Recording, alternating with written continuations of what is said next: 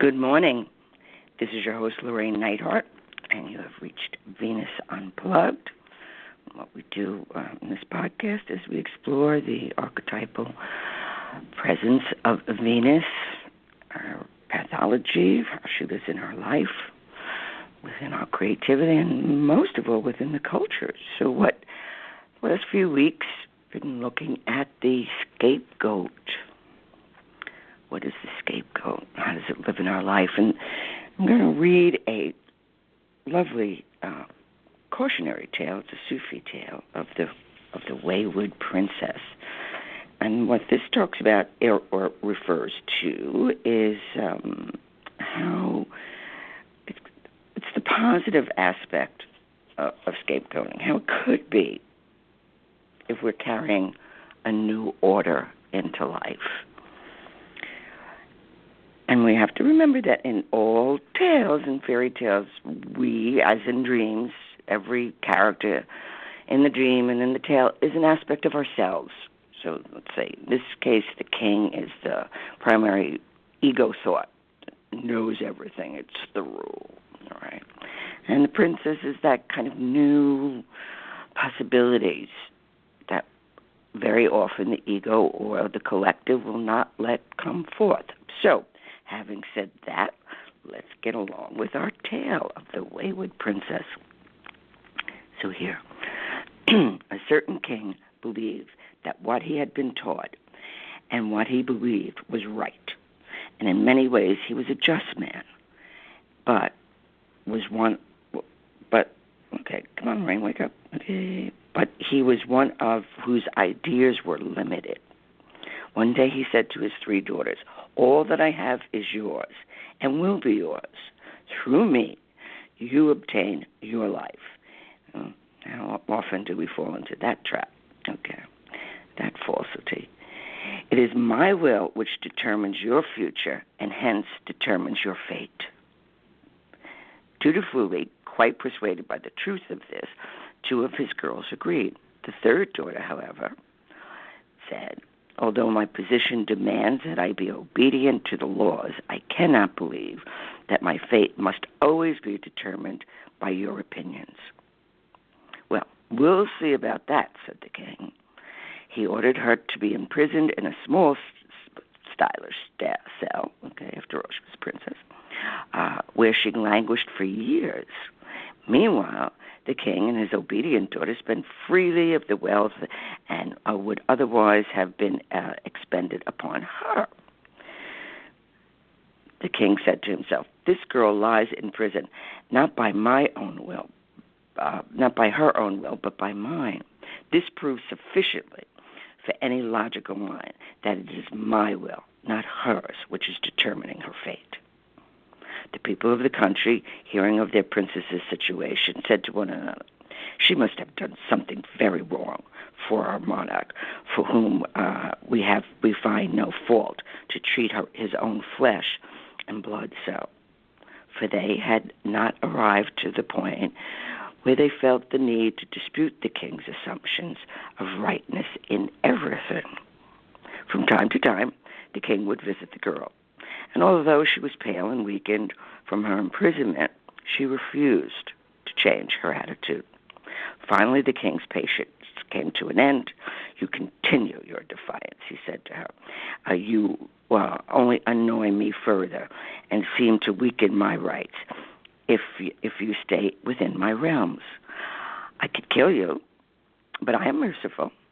I therefore banish you into the wilderness adjoining my territory. There is a wilderness inhabited by only wild beasts and such eccentric outcasts who cannot survive in our rational society. There, you will soon discover that you can have an existence apart from your own family, and if you can, whether you prefer it to ours."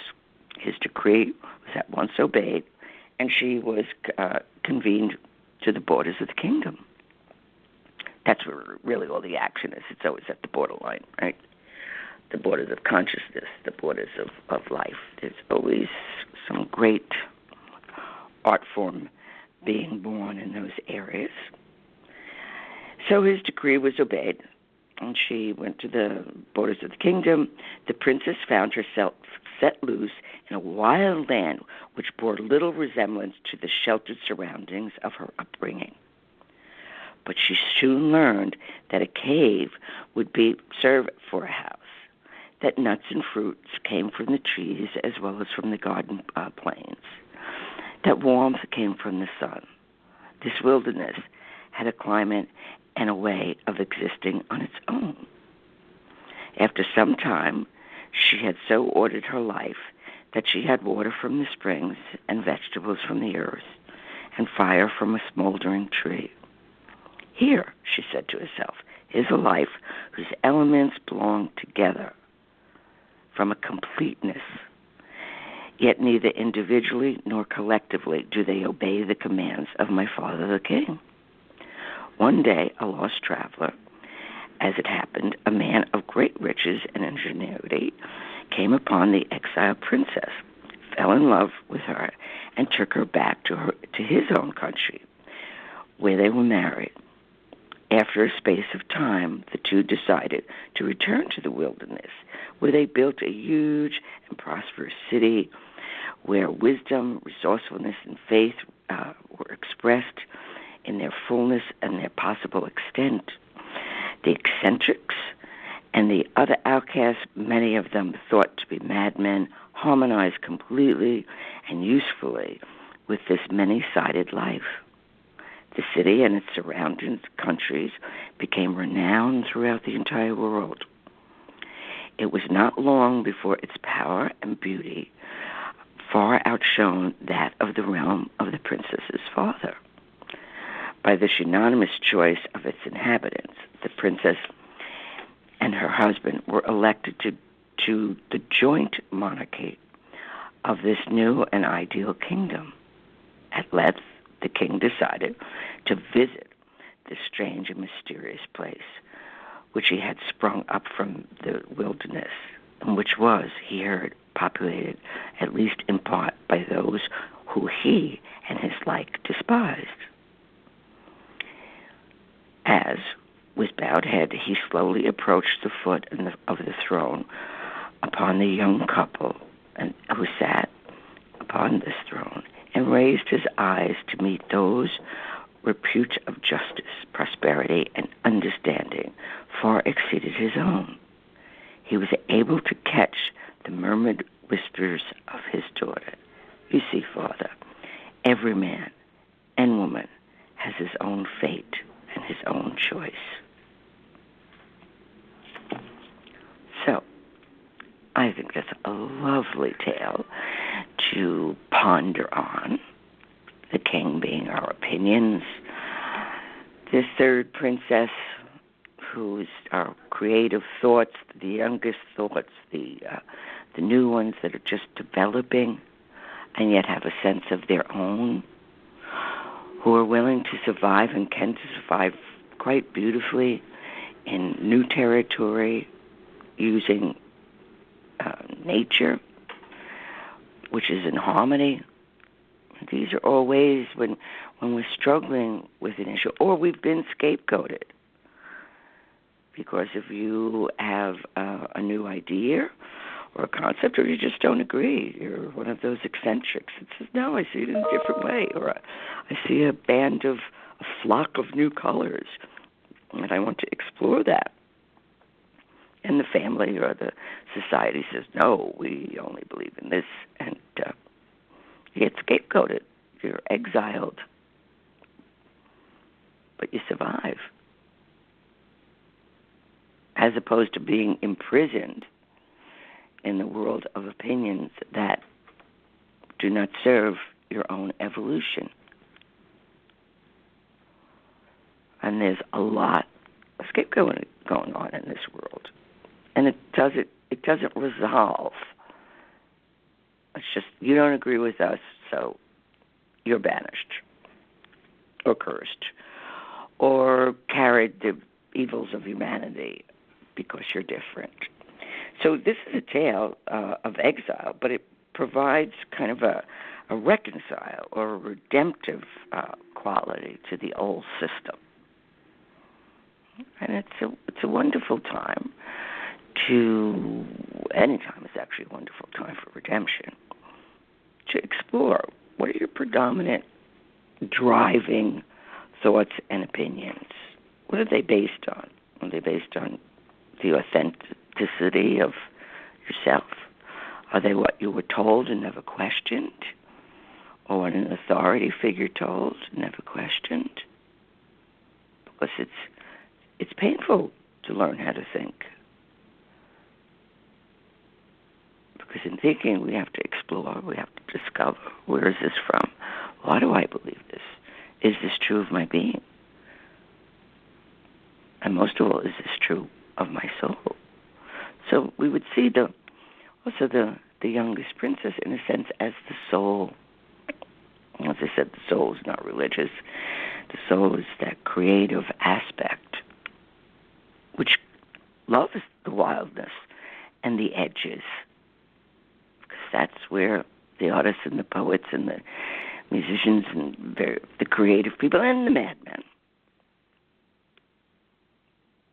One of my favorite stories is the madmen is there were two madmen, right? I think this is another Sufi tale. And one gets institutionalized and the other one goes and visits. So it's the story of the mystic and the madman. And the madman says, I don't get it. Like, you're 10 times crazier than I could ever be, he said to the mystic. And he said, why am I locked away? Well, you're the one that's really qualifies. And the mystic said, well, the difference is, my friend, is I know who to talk to of such things. You tell everybody. So it's a wonderful example of discernment. Of the, we can have eccentric thoughts and ideas, and we need to cultivate them and see how they fit.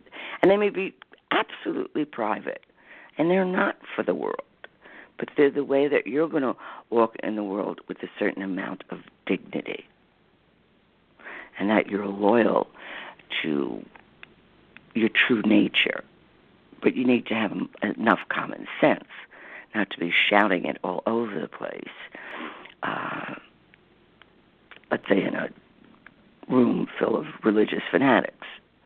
When people are fanatical, no matter how right they may feel, underneath, they don't believe, which is why they have to push and kill and repress. And like our king, he's the king. So he's been taught that whatever he thinks or whatever it is true. And everyone must obey. Except parts of him and his kingdom that don't. So there's another way. So we look at the king. What are our kingly thoughts? We can always tell our kingly thoughts because we,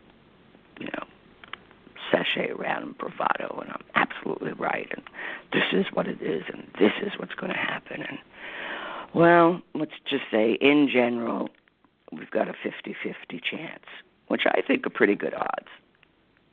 And if enough people begin to take the attitude of the third princess and say, well, what do I really see here? What do I really feel? Can I perceive it in a new way? So when we learn to love those scars, and that they're our strengths, we begin to live in dignity and hopefully sovereignty, meaning our own self-rule.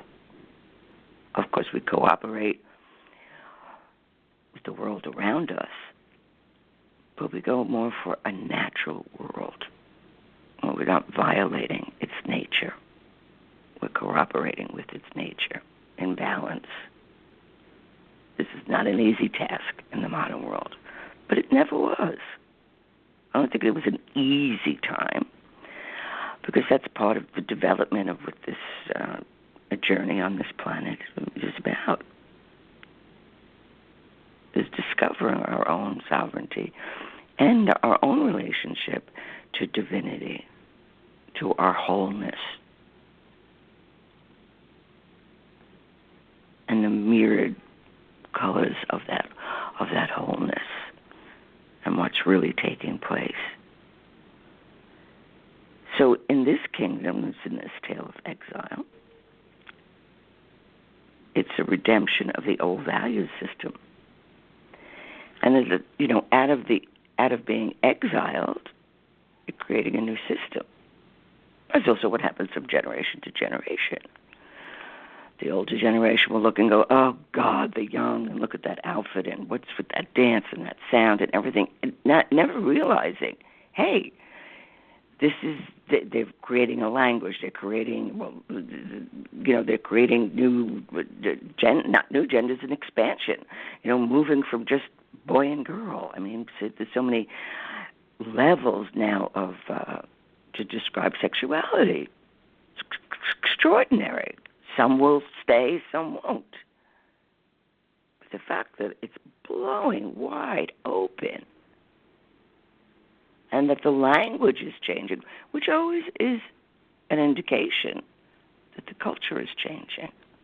And every generation has its language. So we need to include that. That's what they're bringing in with them. That's their storyline. They'll live it out to be true or not true in their own nature. The old kingdom doesn't necessarily see that, unless you're a madman or an eccentric or an artist, creative thinker. So we don't have to kill off. We can just step away from values that do not serve our higher good. And we don't have to kill or rebel against. We simply outgrow and abandon. It's one of the things that Jung said, that with complexes, and that very often, because if we're exploring them and working them and tilling the rich soil of our horseshit that goes on in our heads, all right, we will eventually outgrow it, because these complexes also serve. If we're being neurotic, meaning we're just balking at what is going on and we're not really asking the questions, the quality of the question is the most important, not the answer. I'm looking at something within my life, and instead of just, which is to me not a very creative question, why is this happening to me, or why now? It's like, well, it's now because now is the right time. It's happened to you because, your shadow brought it forth and wants to explore this. That's the creative attitude. Now, it could be very, very frightening because it's so new, or, well, I must be crazy because nobody else I know ever thinks this or feels this. Give it time. You'll meet your heart's nature, people of your own consciousness. And if not, you'll start. You'll create what you're looking for. So the people of like nature can come and explore and discuss and grow. And then in the growing, we outgrow. We move up and we move into another level of consciousness. And then it comes into the culture, which is about moving the culture forward.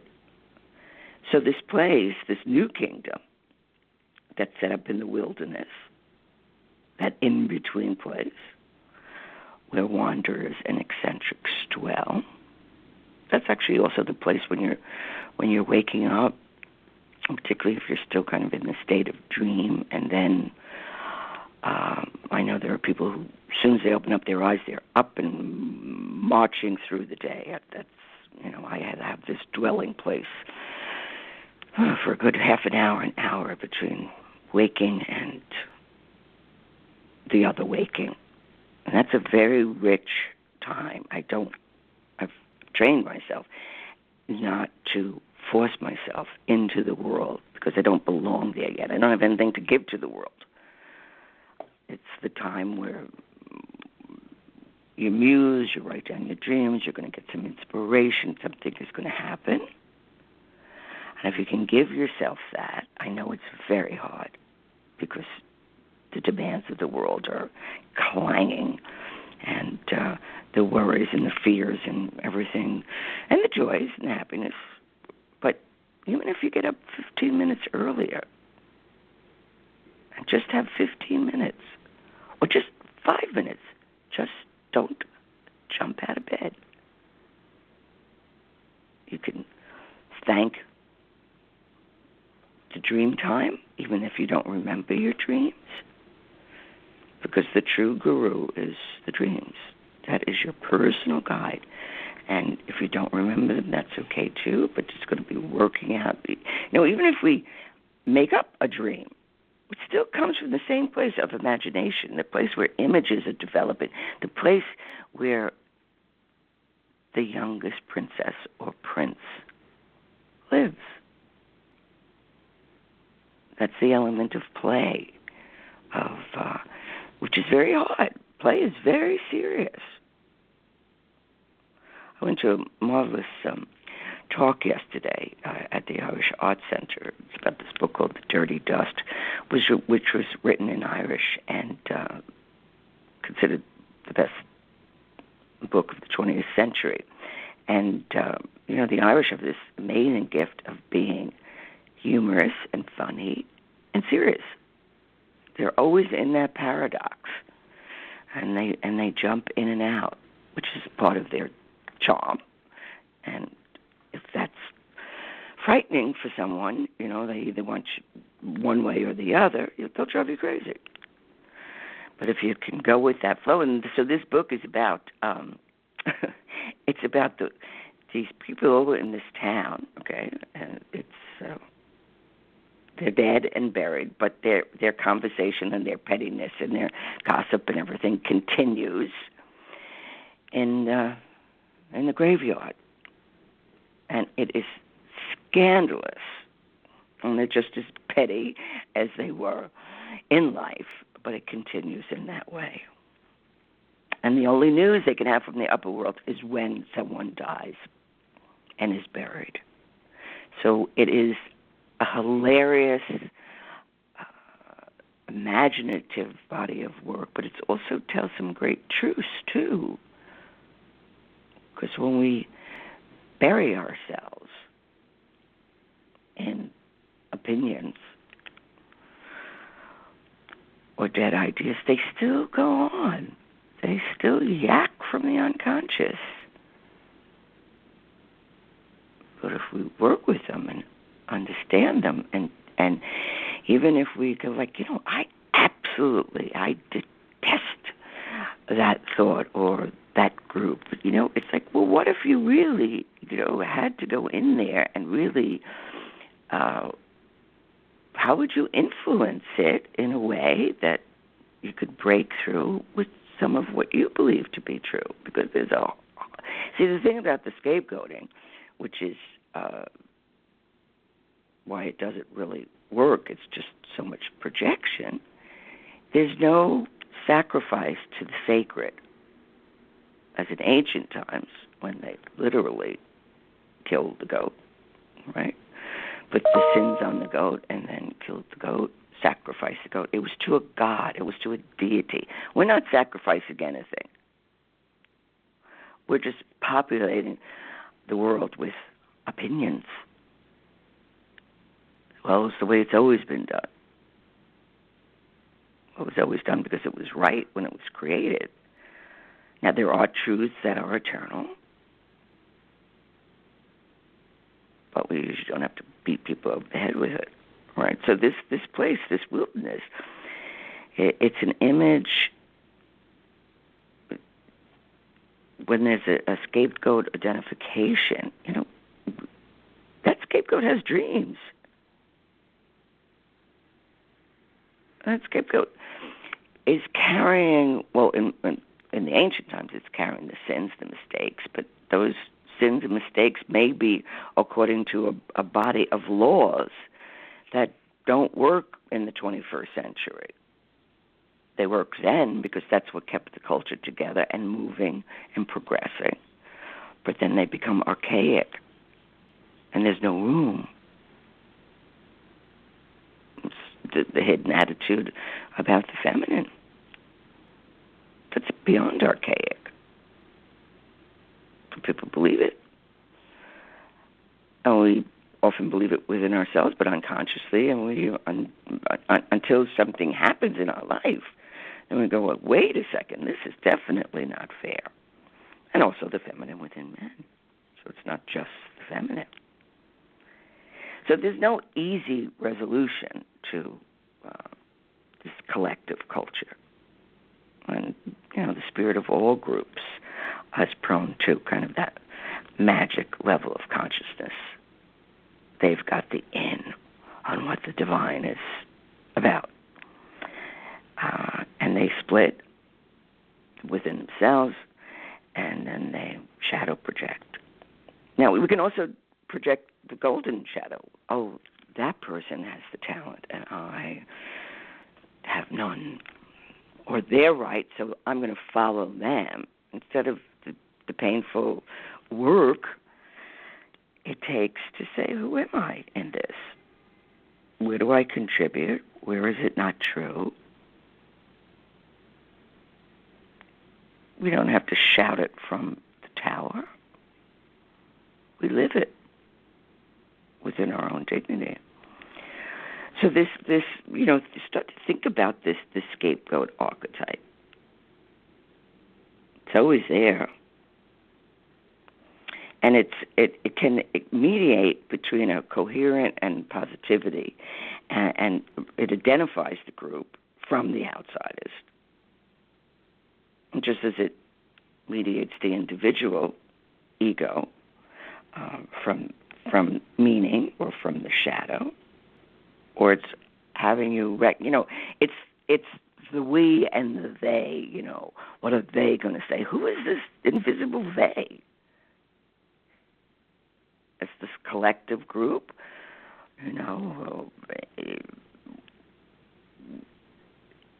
Yes, we need to be aware, but we don't have to do what they believe if we know something else is coming up. And that we are part of the new order, and there is always a new order being developed. So when the archetype of the scapegoat hits, it's the collective witch burning. Who are we going to destroy so that we can keep our beliefs together?